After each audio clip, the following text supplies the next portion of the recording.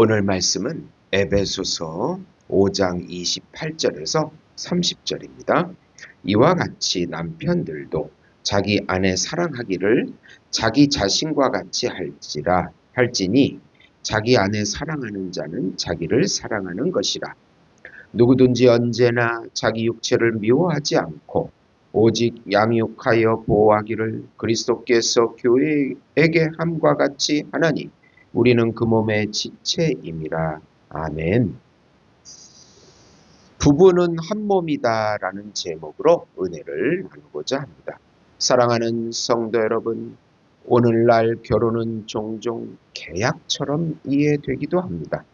서로의 권리와 의무를 따지고 만족이 사라지면 언제든지 파기할 수 있는 그런 약속처럼 여겨집니다. 그러나 성경에서 하나님께서는 결혼을 전혀 다른 차원으로 설명합니다. 결혼은 두 사람이 하나의 몸이 되는 신비입니다. 사도 바울은 에베소서 5장에서 결혼을 단순한 인간 제도가 아니라 그리스도와 교회의 관계를 비추는 거룩한 모형으로 제시하고 있습니다. 특별히 오늘 말씀인 28절에서 30절은 바울은 남편에게 매우 높은 기준을 요구합니다. 그것은 권위가 아니라 사랑, 지배가 아니라 자기 희생입니다. 오늘 말씀의 핵심은 예수님이 몸된 교회를 보양하듯이 남편도 지체된 아내를 보양하라는 것입니다. 우선 첫 번째로 남편들은 아내를 자기 몸처럼 사랑하라. 28절입니다. 이와 같이 남편들도 자기 아내 사랑하기를 자기 자신과 같이 할지니 자기 아내를 사랑하는 자는 자기를 사랑하는 것이라고 말씀합니다. 이제 바울은 부부의 실체를 말합니다. 한 몸, 한 지체라는 것입니다.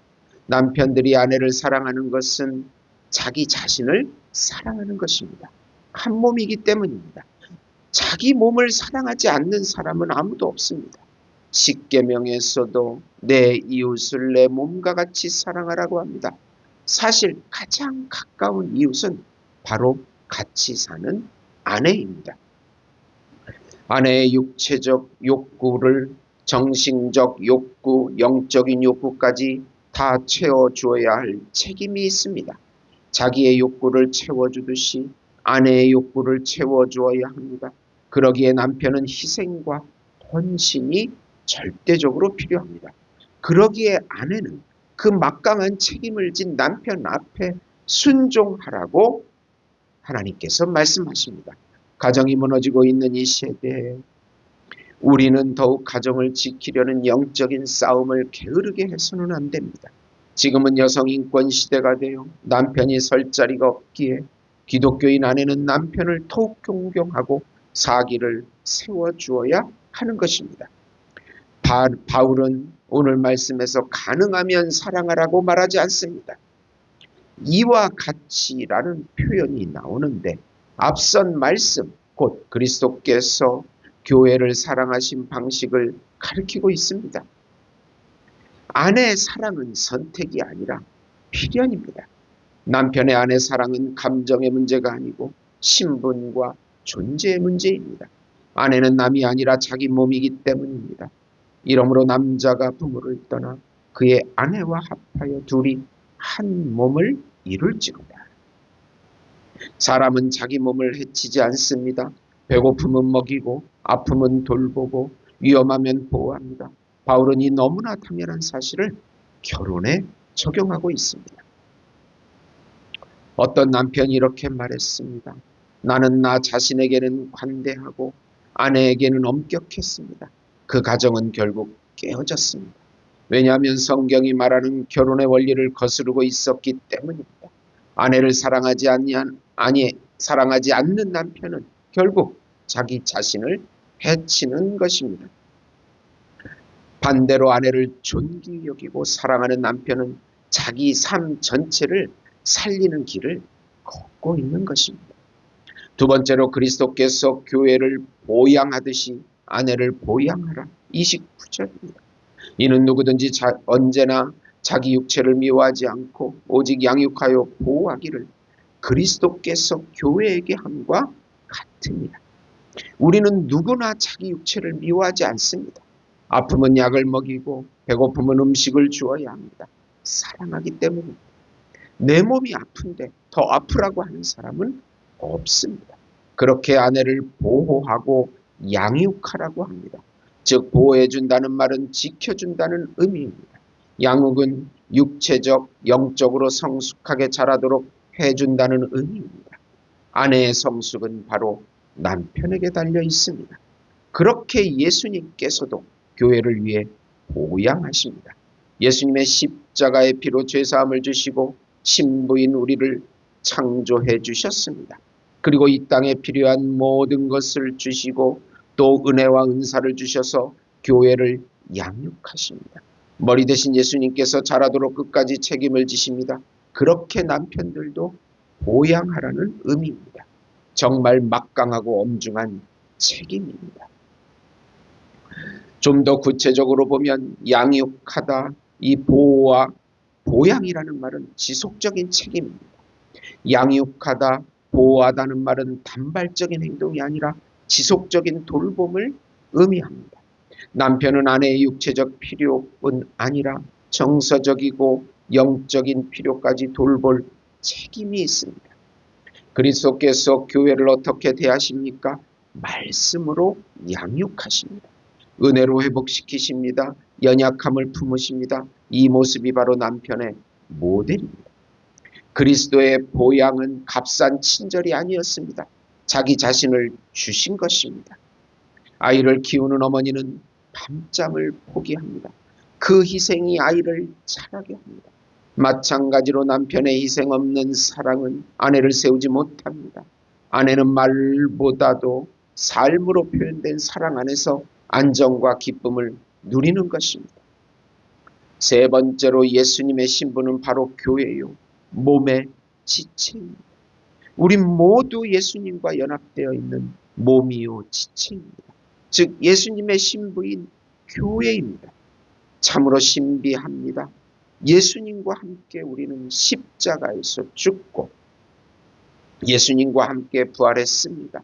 한 몸이요 한 지체이기 때문입니다. 예수님과 연합된 자들만이 하나님의 자녀요 새로운 피조물입니다. 예수님을 통하여 서로 사랑합니다. 예수님이 신랑이기에 우리 모두는 신부입니다. 이것이 우리의 정체성입니다. 그런 의미에서 부부는 또 한 몸이요 한 지체요 같이 죽고 사는 운명 공동체입니다. 작은 교회입니다. 이 작은 교회인 가정을 믿음으로 잘 지키고 보양해야 합니다. 자기 욕심인 거짓 인권이 판치고 있는 시대에 거룩한 가정을 예수 이름으로 잘 지키시기를 바랍니다. 좀 더 구체적으로 보면 교회는 건물도 아니고 조직만도 아닙니다. 교회는 그리스도의 몸입니다. 너희는 그리스도의 몸이요 지체의 각 부분이라. 고린도전서 12장 27절입니다. 몸의 지체는 서로 분리될 수 없습니다. 손이 발을 무시할 수 없고 머리가 몸을 학대하지 않습니다. 그리스도께서 교회를 그렇게 귀히 여기십니다. 결혼은 복음의 거울입니다. 남편과 아내의 관계는 세상 앞에 복음을 보여주는 살아있는 설교입니다. 남편의 사랑을 통해 사람들은 그리스도의 사랑을 배우고 아내의 존중을 통해 교회의 순종을 봅니다. 믿지 않는 사람들이 한 교회를 향해 이렇게 말했습니다. 그 교회는 부부들의 모습만 봐도 하나님이 어떤 분인지 알 것 같다. 이것이 바로 바울이 말하는 결혼의 신비입니다. 그러므로 사람이 부모를 떠나 그의 아내와 합하여 그 둘이 한 육체가 될지니 이 비밀이 크도다. 나는 그리스도와 교회에 대하여 말하노라. 그러나 너희도 각각 자기 아내 사랑하기를 자신같이 하고 아내도 자기 남편을 존경하라고 말씀합니다. 결론적으로 부부는 한 몸의 삶을 통하여 하나님의 영광을 드러내는 것입니다. 이것이 바로 결혼의 신비입니다. 사랑하는 성도 여러분, 부부는 동거인이 아닙니다. 한 몸입니다. 남편의 사랑은 권리가 아니라 십자가의 부르심이며 아내를 위한 보양은 선택이 아니라 복음적 사명입니다. 그리고 그 모든 결혼의 근거는 여기에 있습니다. 그리스도께서 교회를 사랑하사 위하여 자신을 주심같이 하라. 오늘 우리의 가정이 그리스도의 몸된 교회를 비추는 거룩한 거울이 되기를 소망합니다. 부부는 한 몸입니다. 그리고 우리는 모두 그리스도의 몸의 지체입니다. 이 복음 안에서 가정이 살고 교회가 살아나기를 예수의 이름으로 축원드립니다. 하나님 아버지, 다시 한번 가정의 가치와 가정의 의미를 되새기면서 우리 가정이 다시 회복되기를, 부흥하기를, 이 작은 교회 안에 예수님의 평강과 안식이 있기를 간절히 기도드립니다.